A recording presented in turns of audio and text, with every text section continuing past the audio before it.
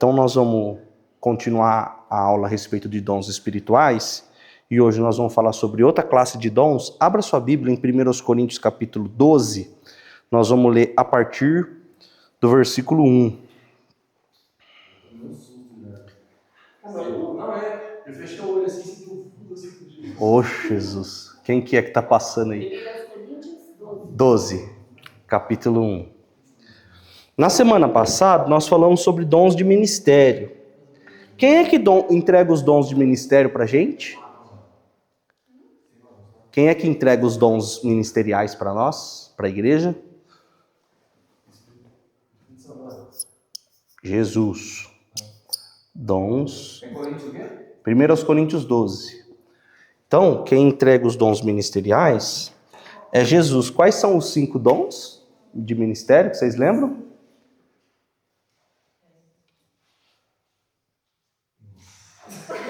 Apóstolo. Quem é que aponta o dedo? Profeta. Quem é que sai primeiro? O dedo mediano sai primeiro. Evangelista. Quem é que tem aliança com a igreja? Quem faz aliança? Pastor. E quem é que tira? Que tira a coceira de heresias? Hã?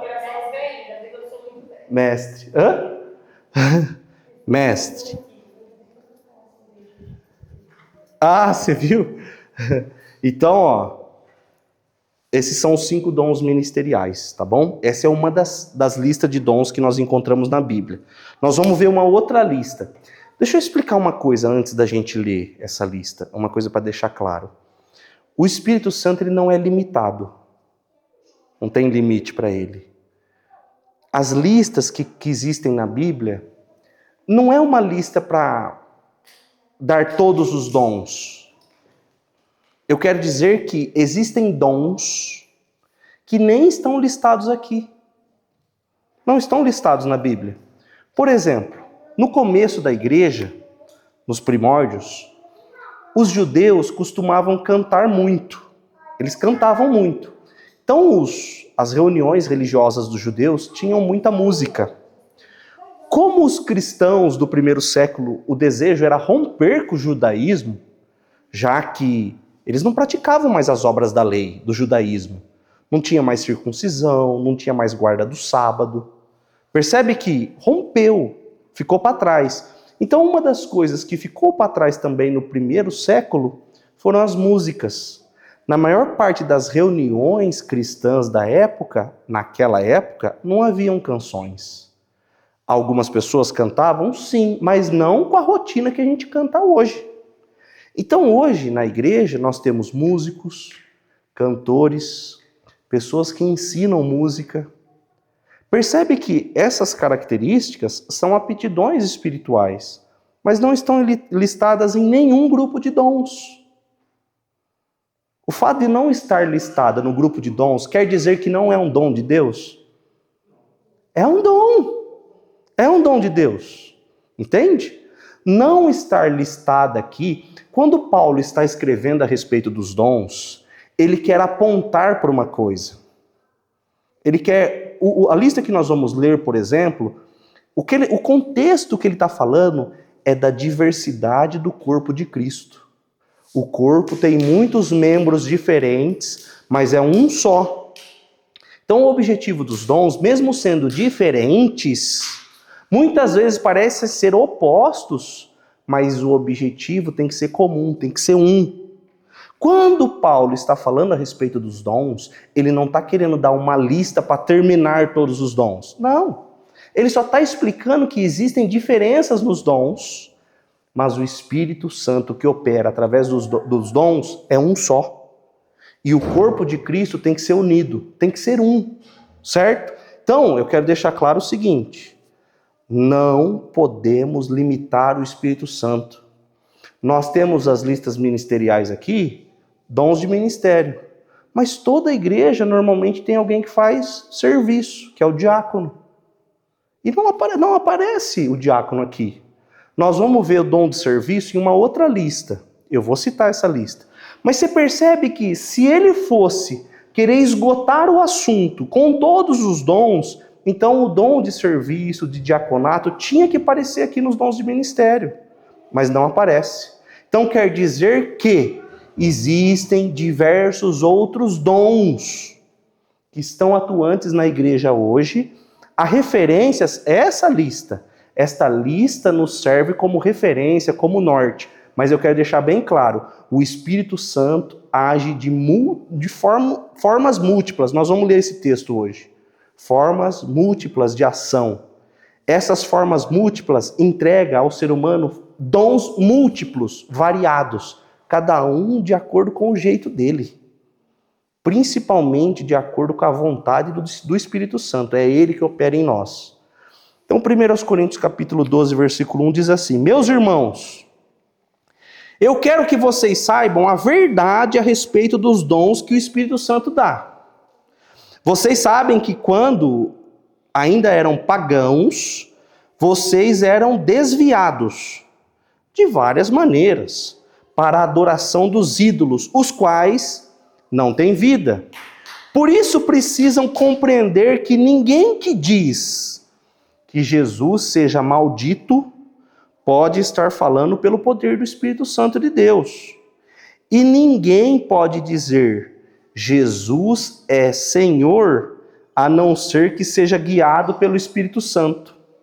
Você quer fazer um teste para saber se uma pessoa está possuída por um espírito maligno ou não? Está aqui o teste. Você vai dizer para ela, diga, Jesus Cristo é o Senhor. A Bíblia diz que ninguém pode dizer que Jesus Cristo é Senhor, a não ser que seja guiado pelo Espírito Santo. Então o diabo não diz. O diabo não diz que Jesus Cristo é o Senhor. Então esse é um teste. Será que a pessoa está endemoniada ou a pessoa está fingindo? Tem gente que finge. E aí, qual que é o teste? Diga, Jesus Cristo é o Senhor.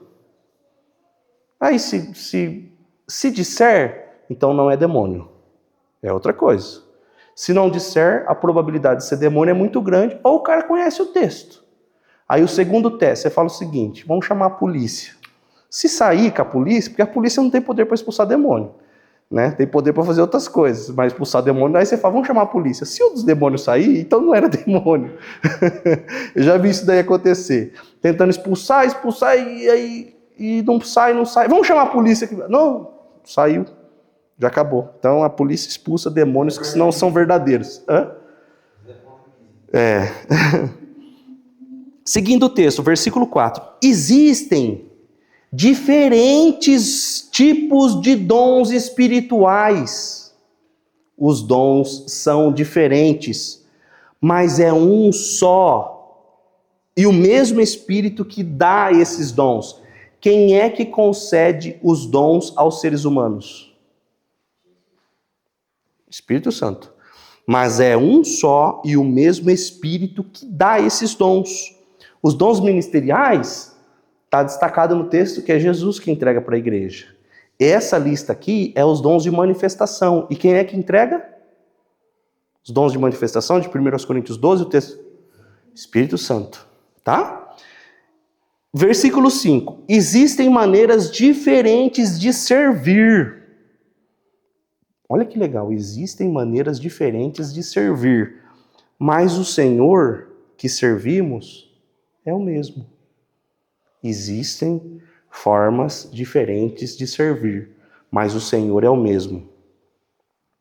Há diferentes habilidades para realizar o trabalho, mas é o mesmo Deus quem dá a cada um a habilidade para fazê-lo. É uma habilidade para fazer o trabalho ministerial. Para o bem de todos. O dom não é para promoção pessoal. O dom não é para glorificação pessoal. Boa noite, gente. Tudo bem? Como vocês estão? E aí, gente? Só na bênção de Jesus? Como tá? Tá tudo bem? Podem se sentar. Nós estamos lendo o texto de 1 Coríntios capítulo 12. Nós estamos no versículo 7.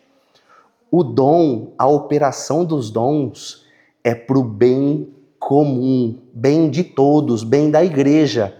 Não é para promoção pessoal, não é para a pessoa enriquecer, não é para a pessoa ficar famosa, para a pessoa receber elogio ou tapinha nas costas. É para o bem das pessoas, da igreja. É o que o texto está dizendo.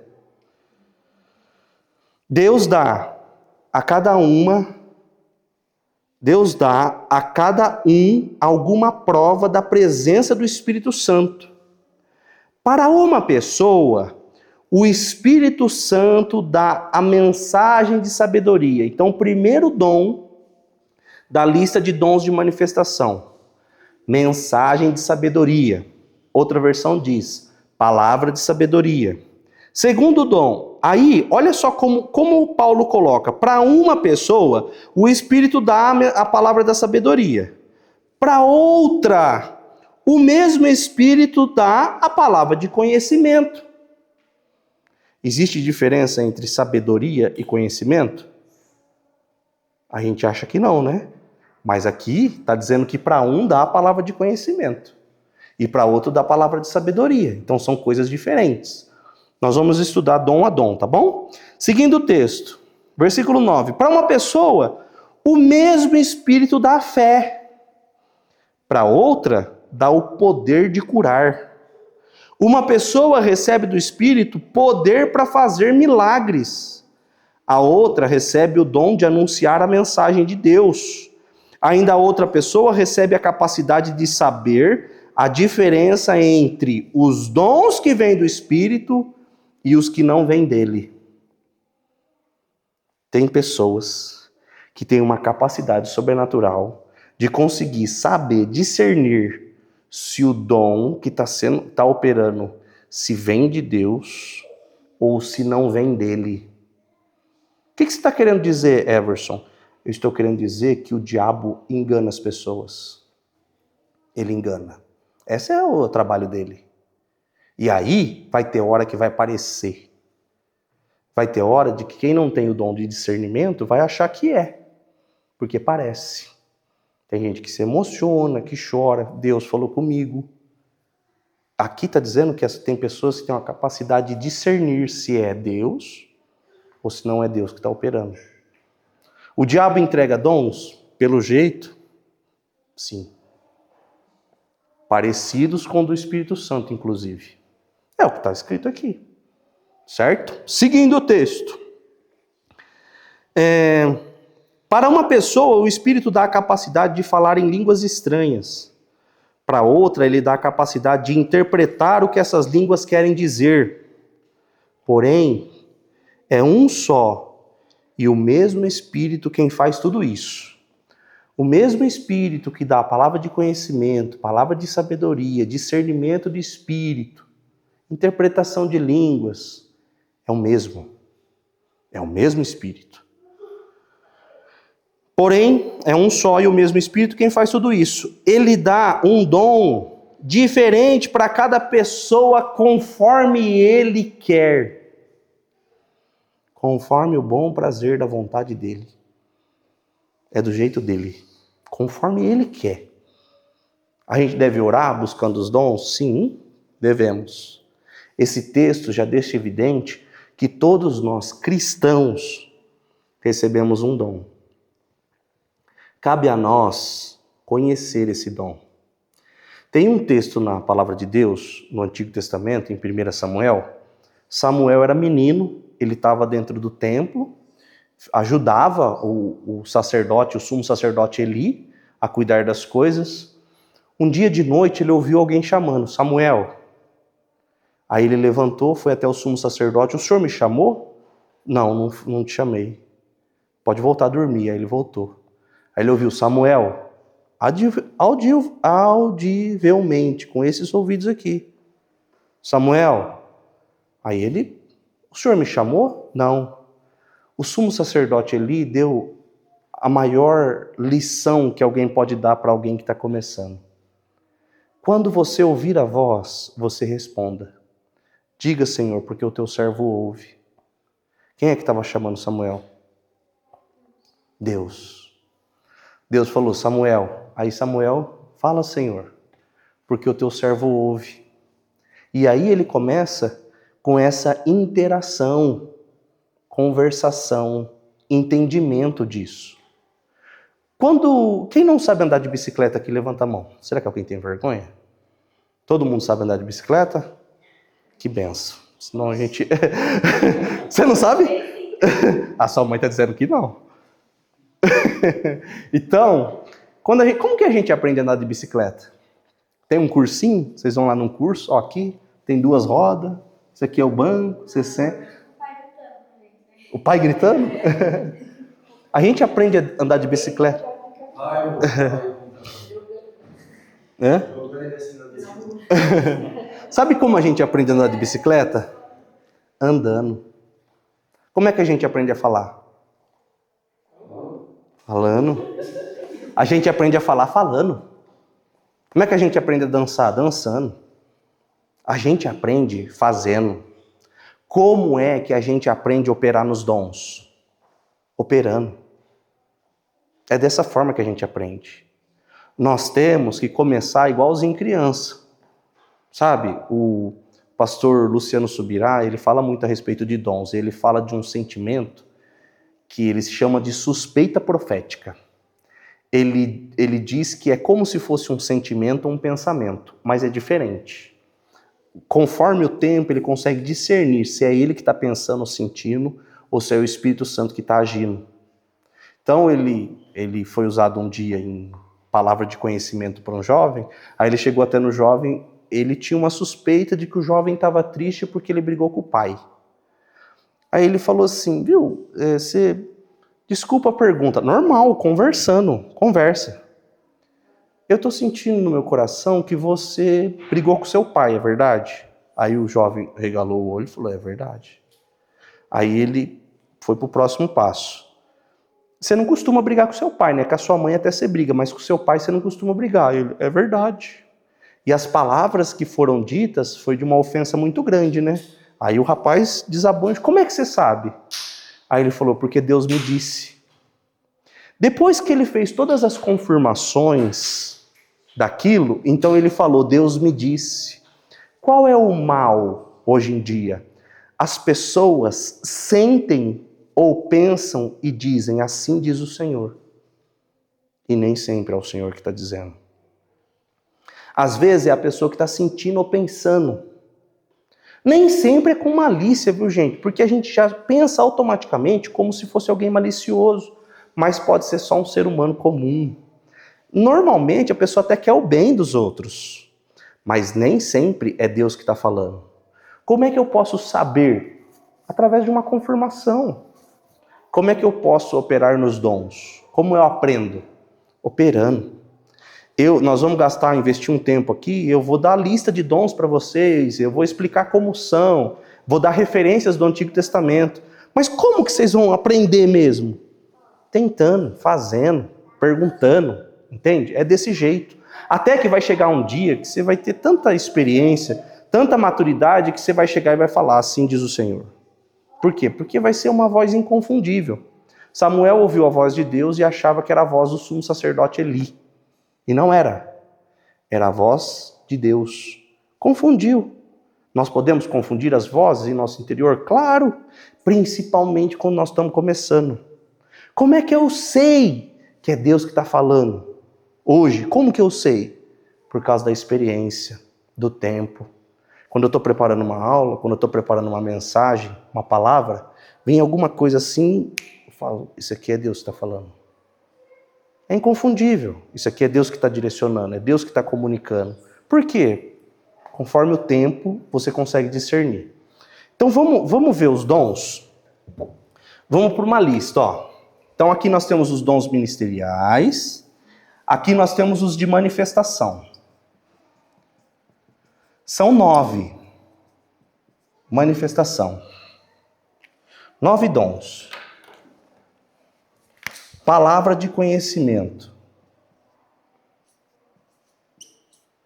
palavra de sabedoria, discernimento de espírito,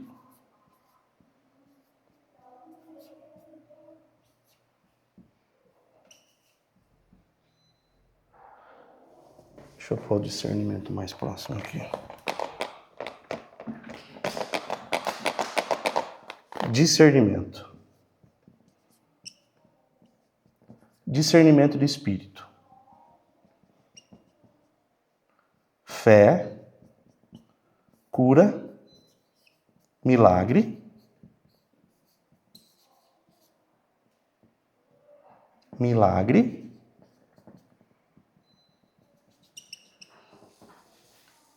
olha, crocante, hein?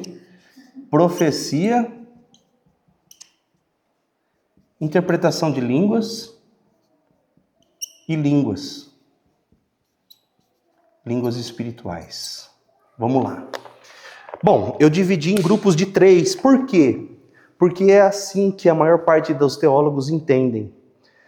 Da mesma forma que eu orientei vocês, de uma forma que vocês conseguem decorar e saber quais são os dons ministeriais, é possível também saber os dons de manifestação, colocando eles em 3 categorias. Dons de saber, dons de fazer e dons de falar. Saber, fazer e falar. São 9 no total, cada grupo com 3. Vamos para o primeiro, palavra de conhecimento. Vamos ver um texto no Antigo Testamento que aponta para uma palavra de conhecimento. Abra sua Bíblia em 2 Reis, capítulo 6, do versículo 8 em diante. 2 Reis, capítulo 6.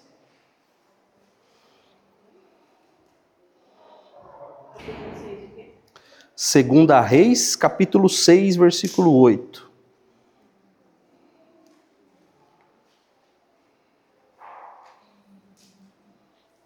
Olha que texto impressionante. Tem um hino do Gabriel de Almeida Guedes, traduzido, né? Esse hino é americano. Aí ele canta assim: assim que eu luto minhas guerras, parece que eu estou cercado, mas eu sou guardado por ti. A canção é essa, é bem bonita. E foi escrito por um americano, mas é cantado em português também. É baseado nesse texto aqui. Olha o texto. O rei da Síria estava em guerra contra Israel. Ele pediu conselho aos seus oficiais e escolheu um lugar para armar o seu acampamento. Mas o profeta Eliseu mandou um recado ao rei de Israel, avisando-lhe que não fosse para perto daquele lugar. Preste atenção, gente. O rei armou uma emboscada, armou para um lugar, para pegar o rei de Israel. O profeta de Deus, Eliseu, chegou para o rei e falou: não vai lá não. Por quê? Porque Deus me mostrou. Não é para você ir. Olha a sequência do texto. Versículo 9 ainda. Pois os sírios estavam ali esperando escondido para atacá-lo. Versículo 10. Então o rei de Israel avisou os homens que moravam naquele lugar. E eles ficaram alerta. Isso aconteceu várias vezes. Não foi um dia, nem 2. Foram várias oportunidades. Que Deus mostrava para Eliseu. Eliseu ia, caguetava para o rei, e o rei informava os caras. E ficava todo mundo alerta. Então o rei de Israel, versículo 11. O rei da Síria, que é o inimigo de Israel, ficou muito aborrecido. Então chamou seus oficiais e lhes perguntou: qual de vocês está do lado de Israel, do rei de Israel? Por quê? Porque o que a gente conversa aqui, essa informação está vazando. E para essa informação vazar, tem que ter um fofoqueiro entre nós. O rei está dizendo isso. Vamos ver a sequência? Versículo 12. Um deles respondeu: nenhum de nós, ó rei. O profeta Eliseu é quem conta ao rei de Israel tudo que o Senhor fala, até mesmo dentro do seu próprio quarto. O profeta Eliseu sabe o que o Senhor fala dentro do seu quarto. Arrupia, não arrupia? Pé de galinha? Como que ele sabe disso? Como? Essa é uma evidência no Antigo Testamento de palavra de conhecimento. Conhecer coisas, saber de coisas, são dons de saber. Saber de coisas sem influência do intelecto. Não é porque alguém falou para Eliseu, ele sabe porque o Espírito de Deus falou com ele. É por intermédio de uma influência espiritual do Espírito de Deus. Então, o que é palavra de conhecimento? Saber de coisas que não é por intermédio do intelecto. Gente, quem ensina a palavra de Deus, alguns, quando ensinam, falam de coisas do coração das pessoas. Como é possível? Como? Sinceramente, quando eu estou sentado na minha cadeira, na minha mesa, preparando aula, vocês acham que eu fico formulando na minha mente? Eu vou dizer isso aqui vai atingir o coração daquela irmã lá. Eu vou falar isso aqui vai de encontro com aquele irmão ali. Não. E como que eu falo de coisas que vai diretamente ao coração das pessoas? Palavra de conhecimento. É uma influência sobrenatural do Espírito de Deus para conhecer coisas que não é por intermédio do intelecto. É por intermédio de uma ação sobrenatural. Então, o primeiro dom de manifestação, palavra de conhecimento. Uma vez eu fui numa igreja, tinha um pastor, e assim, sinceramente, até achei que ele não pregava muito bem, não. Mas na hora que ele foi orar, ele pediu para uma moça ficar em pé e falou assim, quanto tempo faz que você tenta engravidar? Aí a moça já começou a chorar assim, faz 9 anos. Então você vai contar 3 meses, no 3º mês você vai estar grávida, vai nascer um menino. Como? A pessoa pode estudar 200 anos na faculdade, ele pode ser doutor acadêmico, mas jamais ele vai conseguir fazer isso. Como ele conhece coisas do coração? Como? Como conhece coisas do íntimo das pessoas? Esse é um dom, palavra de conhecimento. Próximo dom de saber, palavra de sabedoria. As pessoas pensam que conhecimento e sabedoria é a mesma coisa. A palavra de conhecimento diz respeito a algo que está no interior das pessoas, escondido. Lembra? O rei estava armando uma arapuca, só ele e os seus súditos sabiam. Mas o profeta de Deus sabia também. Tem um texto do Novo Testamento que Jesus diz assim, graças te dou, Pai, porque ocultaste os teus segredos aos grandes e aos entendidos, e revelastes os teus segredos aos teus pequeninos. Deus revela os seus segredos aos humildes, aos servos dele, certo? Humildade, não falta de entendimento, de conhecimento. Humildade. Bom, vamos para a palavra de sabedoria. Palavra de sabedoria tem semelhança com a palavra de conhecimento, só que é seguida de conselho. Palavra de sabedoria é seguida de um conselho. Deus me mostra isso. É verdade? É verdade. Então, a partir disso, você tem que fazer assim, assim e assim. Vamos ler um texto, Gênesis capítulo 41.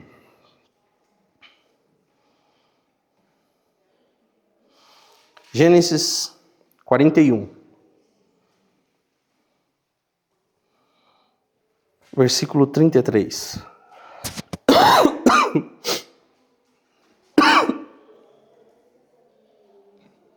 Bom, o capítulo todo, eu não vou ler todo o capítulo, gente, porque depois anote aí para vocês lerem, porque senão nós vamos investir muito tempo lendo todos os dons, todos os textos. Mas o texto aqui em questão é o seguinte, o rei do Egito, o faraó, teve um sonho, e o sonho perturbou ele. Qual o sonho? Ele sonhou com 7 vacas gordas. As 7 vacas gordas estavam perto do rio. Aí ele viu 7 vacas muito magras, mirradas. E as 7 vacas mirradas engoliam as 7 vacas gordas. Já pensou que cena horrível? As 7 vacas magras engoliam as 7 vacas gordas. Aí depois ele sonhou com 7 espigas de milho fartas e 7 espigas de milho mirrada. E as 7 espigas mirradas engoliam as 7 espigas gordas. Aí ele falou, e agora? Agora eu quero que alguém interprete esse sonho para mim. Quem é que eles chamam? José. José do Egito, para interpretar. O prisioneiro, acusado de violência sexual contra uma mulher. Hoje, quando uma pessoa é acusada de violência sexual contra a mulher, quando é preso, o que acontece? E o que acontecia na época lá? O que vocês acham? Né? Então é essa pessoa, esse cara. Não existe menção, olha só, não existe menção de pecado de José na Bíblia. Não tem. Ele era pecador? Era, porque todo mundo era, só Jesus que não. Mas não tem menção de pecado dele na Bíblia. José chega, e aí versículo 33, um pouco antes, ele começa a explicar o sonho. Palavra de conhecimento. Olha, o rei, o sonho que o senhor teve é o seguinte: virão 7 anos de fartura e depois 7 anos de fome. É palavra de conhecimento. Conhece. Por que esse momento aponta para a palavra de sabedoria? Porque ele começa a dar um conselho. Vamos ver o versículo 33. Portanto, será bom que o Senhor, ó rei, escolha um homem inteligente e sábio e ponha para dirigir o país. O rei também deve escolher homens que ficarão encarregados de viajar por todo o país para recolher a 5ª parte de todas as colheitas, durante os 7 anos em que elas forem boas. A primeira pessoa aqui na Bíblia a cobrar imposto é José. A 5ª parte. Quanto é a 5ª parte? 20%. A expressão quintos dos infernos parece ser ofensiva para nós, né? Como se o inferno tivesse a 5ª parte, os quintos dos infernos, né? Na verdade, quintos dos infernos é uma expressão da época que o Brasil era colônia. Porque o Brasil precisava pagar para Portugal a 5ª parte. Aí como que eles chamavam o imposto? Os quintos dos infernos. Então, a primeira... Sabiam disso ou não? Olha, vocês achavam que vocês iam vir para o discipulado e não iam aprender nada. Agora vocês já sabem o que é quinta dos infernos. É o imposto que o Brasil pagava para Portugal. O José dá uma dica para o faraó. É o seguinte: cobre os quintos. Cobre 20% de imposto de toda a produção. E guarda. Reserva isso. Seguindo o texto. Durante os anos bons que estão chegando, esses homens ajuntarão todo o trigo que puderem e o guardarão em armazéns nas cidades, sendo tudo controlado pelo Senhor. Assim, o mantimento servirá para abastecer o país durante os 7 anos de fome no Egito, e o povo não morrerá de fome. Versículo 37. O conselho de José agradou ao rei e aos seus funcionários. E o rei lhe disse: não poderíamos achar ninguém melhor para dirigir o país do que José. Um homem em quem está o Espírito do Deus Altíssimo. O que José evidencia aqui, gente? Palavra de sabedoria. Deus me revela isso, isso e isso. E a partir disso, você deve fazer isso, isso e isso. É uma revelação seguida de conselho. É um dom de saber, seguida de conselho. Ok? Deu para entender? Palavra de sabedoria? Qual é a diferença, então, de palavra de conhecimento para palavra de sabedoria? A palavra de sabedoria tem um conselho. Você deve fazer assim, assim, assim, assim, assim. Tem um outro momento, o rei Salomão, ele era um rei muito sábio, ele pediu sabedoria a Deus. Em Tiago, na epístola de Tiago, diz: quem deseja ser sábio, peça a Deus, que ele dá gratuitamente. Deus dá gratuitamente sabedoria às pessoas. Sabedoria para lidar com as situações. Muitas vezes a gente fala: eu não sei como proceder, eu não sei o que fazer, eu estou perdido, estou cego. Peça a Deus que dá gratuitamente a todas as pessoas. Salomão era rei, aí um dia chega uma mulher e fala assim: eu estava dormindo, quando eu acordei, A minha vizinha pegou o filho dela, que havia morrido, porque ela deitou em cima do menino, e ela trocou com o meu filho. Aí o rei Salomão quis ouvir a outra. É verdade, senhora? Não. Na verdade, o filho que morreu foi o filho dela. E ela quis trocar, ela que está querendo trocar o filho. Ela quer um filho vivo. Mas esse filho que está vivo é meu. E virou aquela discussão. O filho vivo é meu, o filho morto é dela. As duas estão dizendo. Qual foi a revelação de sabedoria que Salomão teve? Palavra de sabedoria. Vamos cortar o menino no meio. Fica metadinha para cada um. Quem é que dá o primeiro grito para falar que não? A mãe. Não, eu prefiro ver meu filho vivo, mas no colo da outra mulher. E a outra falou o quê? Picota em duas e eu quero as pernas. Pode cortar. O filho dela já estava morto. Entendeu? Como que alguém vai pensar nisso? Entendeu? Você acha que isso daí vai aprender na faculdade, na escola? Entende? É uma influência sobrenatural do Espírito de Deus agindo no coração das pessoas que temem a Ele. Palavra de sabedoria é algo revelado, seguido de conselho, é algo que deixa as pessoas normalmente de boca aberta, que dá direção, que dá discernimento. Próximo, discernimento de espírito. Palavra difícil, hein? Quem sabe o que é discernimento de espírito? Saber se é demônio ou se é o Espírito de Deus que está agindo. Não só isso. Conseguir discernir se o que está sendo falado, ou pregado, ou ensinado, se provém do Espírito de Deus, ou se é doutrina de demônio. A Bíblia fala a respeito de doutrina de demônio. Sabe o que é doutrina de demônio ou não? Muitas vezes, falar o que deve ser feito do jeito certo, mas com o propósito errado. É doutrina de demônio. Falar o que deve ser feito. Parece que... Gente, nós vamos falar sobre tentação em breve.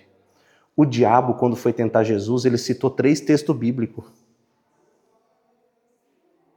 Você sabia que o diabo conhece mais a Bíblia do que a gente? Conhece muito mais.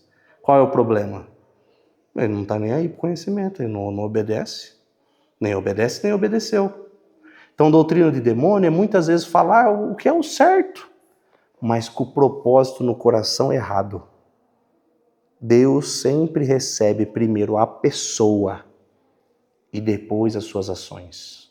Vem primeiro a intenção no coração. É por isso que um dia ele estava na frente do ofertório e uma viúva veio entregar uma moeda.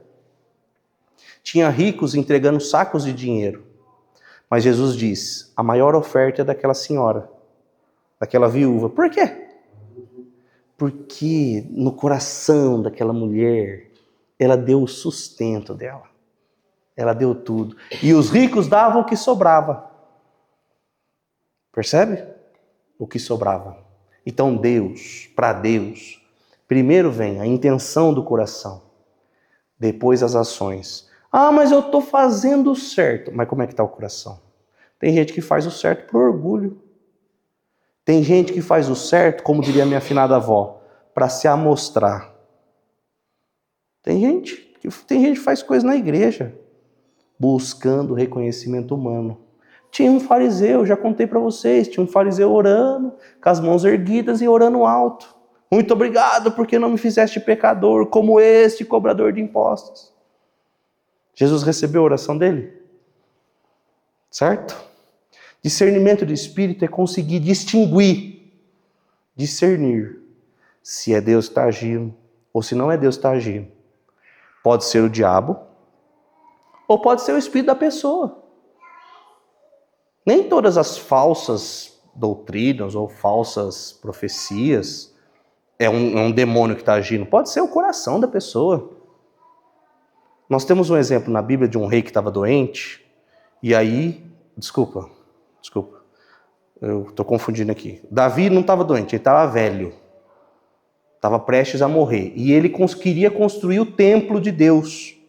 Tinha um profeta perto dele. E ele falou: devo construir um santuário para o nosso Deus? Porque os povos pagãos, todos eles oferecem casas aos seus deuses. Eu tenho um palácio, você mora numa casa boa. Nós não devemos dar uma casa para o nosso Deus? O que o profeta respondeu? Sim, rei.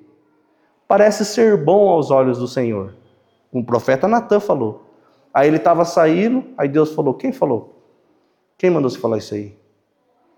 Vai lá e fala para ele que não é ele, é o filho dele que vai construir. Ele foi influenciado por um demônio? O que vocês acham? Não.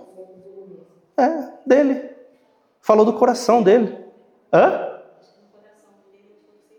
Ele achou que é esse o caminho. Eu acho que é bom. Ah, pô, que mal tem nisso?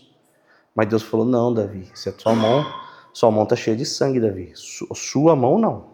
Quem vai construir é seu filho. Davi não ficou nervosinho. Ele juntou todos os recursos. Ele ofereceu o patrimônio dele, pessoal, para a construção do templo. Deus falou não na cara dele. E aí, se você... Só puxando um paralelo aqui, como se fosse uma pregação, hein? Se Deus dissesse não para você, como seria a sua reação? Seria de uma pessoa madura? Ok, Senhor. Então eu vou entregar os recursos para o meu filho construir, igualzinho Davi. Ou ia ser exatamente igual uma criança. Fala não com uma criança. Fala não com meu filho José lá de 2 anos, para você ver que bonito que fica. A maior vergonha da nação. Ele se joga no chão, ele passa por debaixo das prateleiras do mercado. Quando eu era mais jovem, eu falava: meus filhos nunca vão fazer isso na minha vida. Aí agora eu falo não para meus filhos, aí começa aquele show. E se joga no chão, aí você pega. Vou conversar com você quando chegar em casa, hein? Aí chega em casa, conversa. Hã? E muitas vezes não adianta nada falar. Então, a nossa relação com Deus é de pai e filho. E aí, quando Deus olhar para você e falar não, e aí, como é que vai ser? Aí você vai falar: ok, pai. Ou você vai se jogar no chão e chorar, espernear e passar debaixo da gôndola do supermercado. É melhor só chorar. Já é um bom sinal já de maturidade já. O Natã não falou, ele não estava falando influenciado por um espírito maligno, estava falando influenciado pelo espírito dele mesmo, pelas emoções dele. Sentimentos. O que é discernimento de espírito? Conseguir identificar se quem está falando é Deus ou se é qualquer outro espírito. Vamos ler um texto? 1 Reis capítulo 22. Uma vez eu estava numa oração, nós estávamos numa oração, Marco, eu era moleque, e tinha uma mulher falando em línguas. Eu achei o máximo, eu achei bonito o jeito que ela estava falando. Parecia, sabe, muito bonito, audivelmente assim. Aí tinha um pastor, é o pastor que evangelizou o Nelson lá, que a Elaine tem uma consideração por ele. O pastor chegou, pôs a mão na cabeça da mulher e falou: manifesta o espírito maligno que está agindo na vida dela aqui. A mulher caiu endemoniada e ela estava falando em línguas. Isso aí eu presenciei, isso não é que alguém me contou algum dia, eu estava na oração, eu vi acontecer. 1 de Reis 22, 19.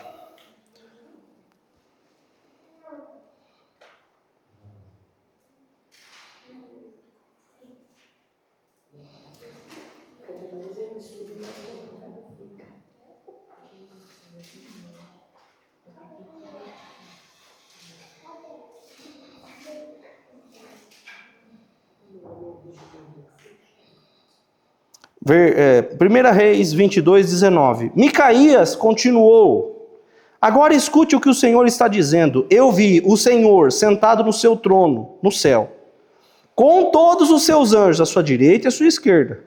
Ele perguntou: quem enganará Acabe para que vá a Ramote e seja morto lá? Alguns anjos disseram uma coisa e outros disseram outra. Alguns anjos disseram uma coisa, outros disseram outra. Até que um espírito se apresentou e disse: eu enganarei Acabe. E Deus perguntou: como?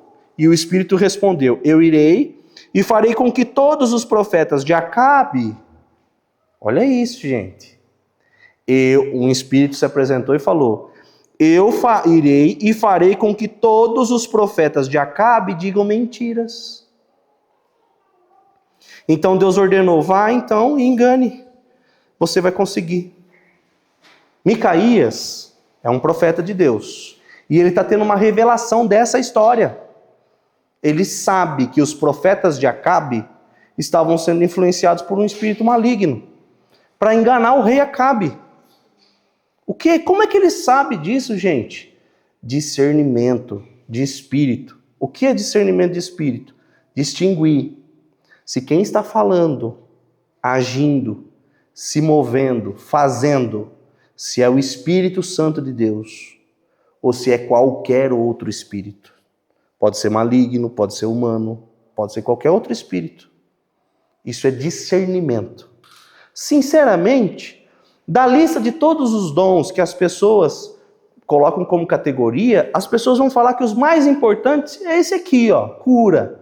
Esse aí é o mais importante, é o mais legal, é o mais evidente. Sabe o que eu acho que é o que mais é necessário hoje? Isso aqui, ó. Discernimento de espírito. Por quê? Porque tem um monte de gente falando como se fosse Deus e não é Deus, tem um monte de gente falando como se fosse Deus e é o diabo, e tem um monte de gente falando como se fosse Deus e é a própria pessoa. Discernimento de espírito. É muito necessário para a igreja, para o bem comum, o bem de todos.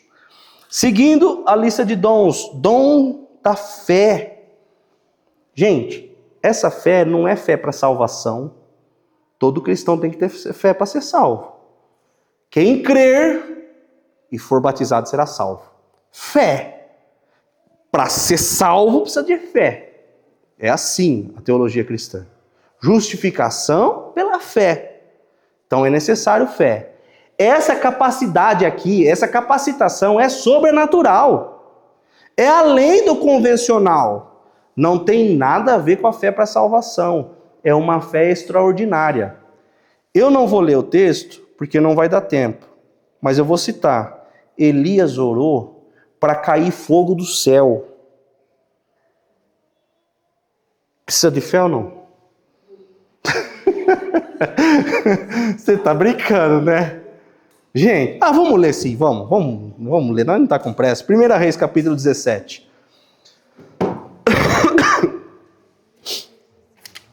O que acontece em Israel é o seguinte, está acontecendo um afastamento das pessoas em relação a Deus, nessa época.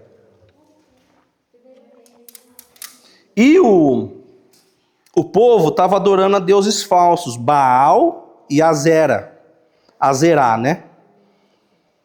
Bom, olha o primeiro versículo. Um profeta chamado Elias, de Tisbé, na região de Gileade, disse ao rei Acabe: em nome do Senhor, ele falou, em nome do Senhor, o Deus vivo de Israel, de quem eu sou servo, diga ao Senhor que não vai cair orvalho de chuva durante os próximos anos. Vocês acharam? 1 Reis 17? Achou? Então ele chega para o rei e fala assim: em nome do Senhor não vai chover nos próximos anos. Gente, que fé que é essa, gente? Eu, sinceramente, o cara chega e o cara tem a coragem de se posicionar assim, ó, em nome do Senhor não vai chover nos próximos anos.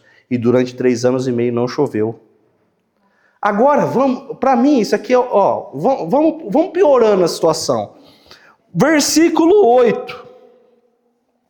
Então o Senhor Deus disse a Elias: apronte-se, vá para a cidade de Sarepta, perto de Sidom, fique lá, eu mandei que uma viúva que mora ali dê comida para você. Gente, então é 3 anos e meio sem chover. Vocês acham que eles tinham dinheiro guardado no banco na época? Como é que era o sustento deles? Plantava, colhia e comia. Esse é o sustento. Agora não está chovendo. O que vocês acham que tem para comer? Tem nada. Tem nada. Aí Deus fala assim para Elias: você vai para uma cidade pagã, Sarepta não é de Israel. Sarepta não é de Israel. Você vai para lá e uma viúva vai dar para você o que você tem que comer. Uma viúva vai cuidar. Ô gente, uma viúva não tinha que ser uma pessoa rica, vamos ser sinceros? Tinha que ser ou não? É o reino de ponta cabeça, né, gente? Quem oferece ao que comer a Elias é uma viúva. Viúva não tinha assistência social na época. Não tinha seguro, pensão, não tinha isso. Era desguarnecida. Vamos continuar o texto. Elias foi para Sarepta. Quando estava chegando no portão da cidade, ele encontrou a viúva que estava catando lenha. Elias disse a ela: por favor, me dê um pouco de água para beber. Quando ela ia indo buscar água, ele chamou e disse: e traga pão também, por favor. Folgado, hein? Quer dizer, é fome e sede. Aí ele chega assim: me dá um pouco de água para beber? Eu acho que ela deu uma respirada fundo, mas não negou. Aí ela falou: vou lá buscar água. Quando ela estava aí, ele falou: mais uma coisinha, me traz um pão também. Nossa, que folgado. Bom, aí ela olhou, porém ela respondeu: juro pelo Deus vivo. Olha, já jurou pelo nome de Deus. Eu não tenho mais pão. Eu só tenho um pouquinho de farinha, de trigo numa tigela e um pouco de azeite num jarro. Estou aqui catando 2 pedaços de pau para cozinhar algumas coisas para mim e para o meu filho. Vamos comer e depois nós vamos morrer de fome. Eu estou pegando um pouquinho de graveto para fazer um pouquinho de pão. Eu tenho um pouquinho de farinha. Eu vou fazer e depois nós vamos morrer de fome, porque não vai ter mais nada para comer. E agora o Senhor vem aqui e me pede água e pão. Versículo 13. Não se preocupe, disse Elias. Vá preparar sua comida, mas primeiro, olha essa palavra. Primeiro faça um pãozinho com a farinha que você tem e traga para mim. Depois prepare o resto para você e para o seu filho. É o reino de ponta cabeça mesmo, né? Primeiro você vai fazer um pão para mim.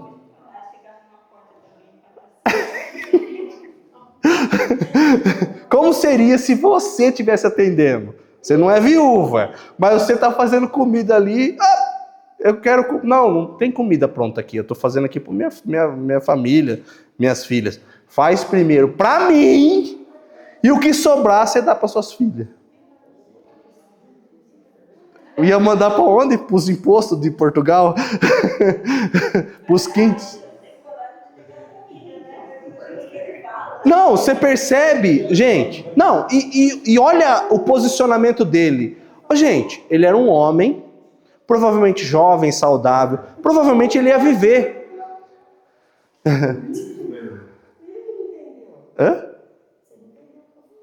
Ia mandar para longe.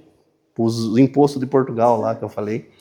Então, o que acontece? Entenda o posicionamento de Elias. Elias está dando essa ordem, por quê? Porque ele tem convicção de que Deus vai agir na vida dela. Pois é, ele tem essa convicção. Mas aí, qual é o teste de fé? Não de Elias, porque Elias mandou parar de chover e parou, gente.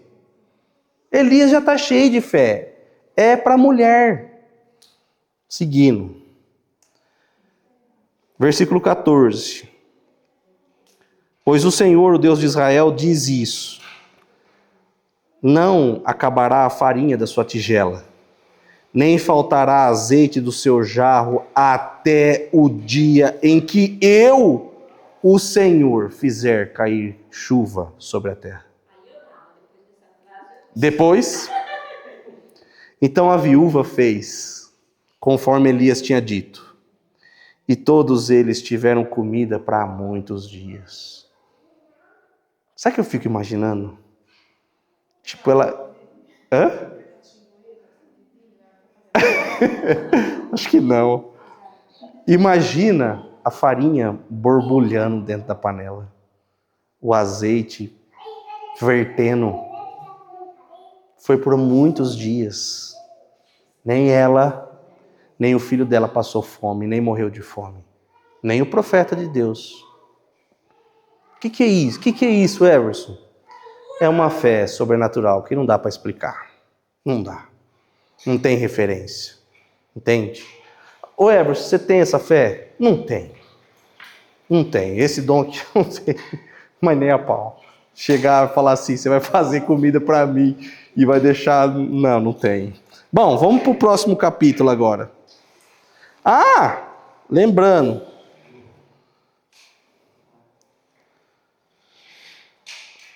Desculpa, eu tenho que voltar aqui.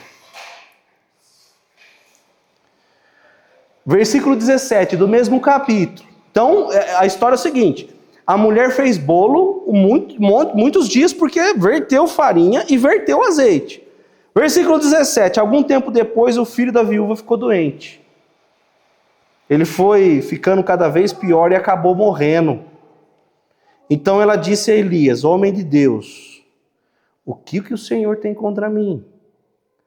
Será que o Senhor veio aqui para fazer que Deus lembrasse dos meus pecados e assim provocar a morte do meu filho? Dê-me o seu filho, disse Elias.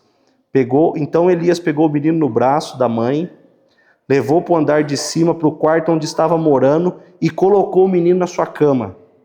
Então ele orou em voz alta assim, ó Senhor meu Deus, por que fizeste essa coisa tão terrível para essa viúva? Ela me hospedou e agora tu mataste o filho dela. Aí Elias se deitou em cima do menino 3 vezes e orou deste modo, ó Senhor meu Deus, faça com que essa criança viva de novo. E o Senhor Deus respondeu à oração de Elias, o menino começou a respirar outra vez e tornou a viver. Elias pegou o menino, levou para baixo para sua mãe e disse, veja, o seu filho está vivo. Eu acho que Elias ficou com medo da mulher. Aí ele falou, veja, seu filho está vivo.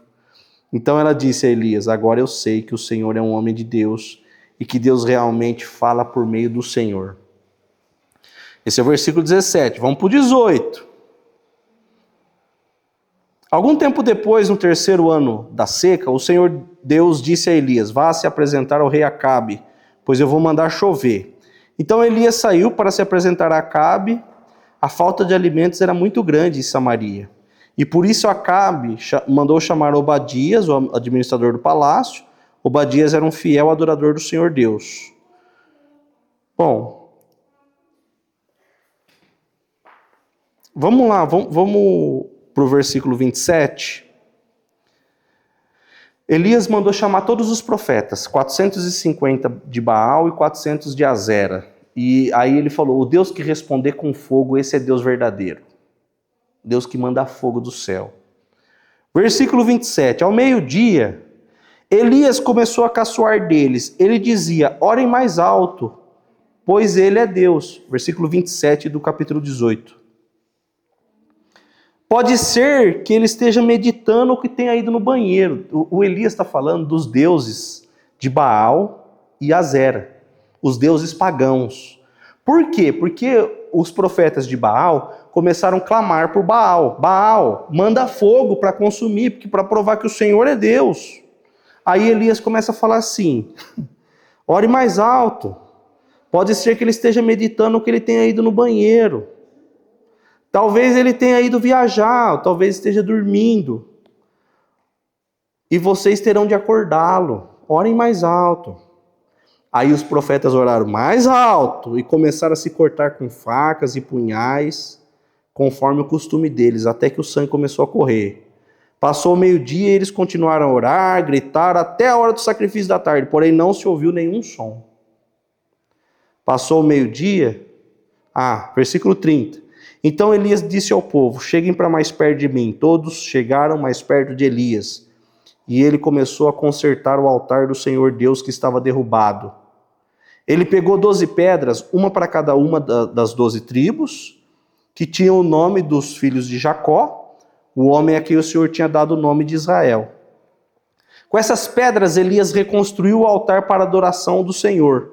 Depois, cavou em volta uma valeta em que cabiam mais ou menos 12 litros de água.